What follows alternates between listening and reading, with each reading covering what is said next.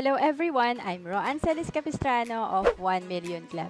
Kung bago ka pa lang sa channel ko, make sure to subscribe and hit the notification bell para lagi kang updated. Ang healthcare naman and life insurance, matututunan natin to sa workshop 2 sa IMG. So sabi dito, hello, I am your life insurance policy. You and I have similar purpose in this world. It's your job to provide food, clothing, shelter, schooling, medicine, and other things for your loved ones. You do this while I lie in your safe deposit box. I have faith and trust in you. Out of your earnings will come the cost of my upkeep.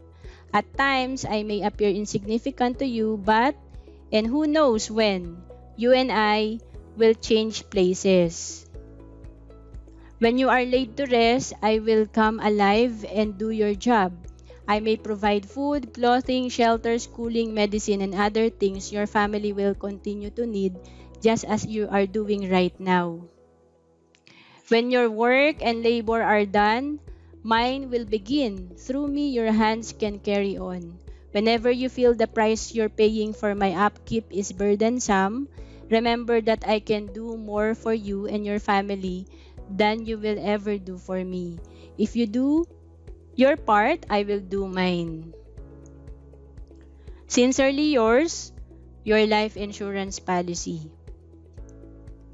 So, grabe no, sobrang ganda talaga na meron tayong life insurance at affordable kapag IMG member ka. Kasi peace of mind din talaga nabibigay natin pag may life insurance tayo eh. Sabi nga ng asawa ko, hindi mo nga kailangan talaga ng life insurance, no? Kasi ibig sabihin niya,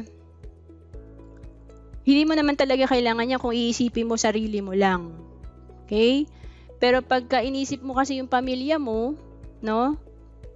Kailangan kasi meron kang backup eh. Kung wala ka, yung life insurance yung papalit sa role mo kasi may marireceive silang income na or instant money na galing dun sa insurance mo. Okay? So, kung hindi talaga natin love yung family natin at sarili lang iniisip natin, more on investment lang talaga hinahanap natin. Pero kung talagang gusto natin magkaroon ng elevator ang ating pamilya sa savings, no? Kasi kung maliit pa lang naiipon mo, itong insurance, elevator to eh. Kung wala kang 1 million ngayon, instant magkaka 1 million yung family mo dahil naka-insured ka. Kung sakaling may mangyari sa'yo, may instant money marireceive ang family. Okay? So, sa healthcare naman tayo, which is nasa workshop to rin sa IMG, most people are focused on building wealth without health insurance. They lost everything after one major illness or accident. Diba? So, okay naman may life insurance tayo, pero syempre, backup lang natin yon pag may nangyari sa ating mga breadwinner. So, syempre, lahat naman tayo, lalo na pag older age, pwede rin magkasakit. Kaya isa to sa mga risk sa buhay natin na importante, meron din tayong healthcare. Okay? So, to have peace of mind, provide proper protection for yourself, which is the healthcare, and your family, which is the life insurance, while building wealth, yung investment natin. So, ang ganda sa IMG, no? 3 na yung tinuturo sa atin. Nagkakaroon na tayo ng healthcare, nagkakaroon tayo ng access sa life insurance na mura, at pwede pa tayo mag-invest na sobrang affordable. So, why own a long-term healthcare? So, you cannot bring with you the healthcare benefits provided by your company when you retire. No? Like ako po, since 2013 kasi hindi na ako employed. So, syempre, hindi ko naman nadala yung healthcare ko. So, ang nangyari niyan, yung healthcare ko plus naka-cover din kasi yung father ko sa healthcare ko. So, wala rin siyang healthcare nung nag-resign ako.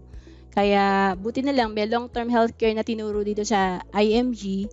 Nakakuha ako ng long-term healthcare na kung sakaling may mangyari sa akin, no, magkasakit ako ngayong nagbe-business ako, so meron pa rin tayong magagamit na health card. So, most sickness appear when you retire. Healthcare is very expensive at old age. Tama ba? So, sino dito may mga parents na senior na, 'di ba? So, ako po, nung nag-start ako dito sa IMG no 2012, that time, senior citizen na rin po yung parents ko. Kaya talagang, sabi ko, ang hirap pala ng ganito pag wala kang healthcare, pa-check up ka ng pa-check up. Siyempre, magastos din po, no? So, tanungin niyo po yung mga nag-retire. Halos lahat ng pension nila, may portion doon na pupunta sa healthcare lang. Sa needs po nila sa maintenance, sa pa-check up, sa laboratory. Tama ba?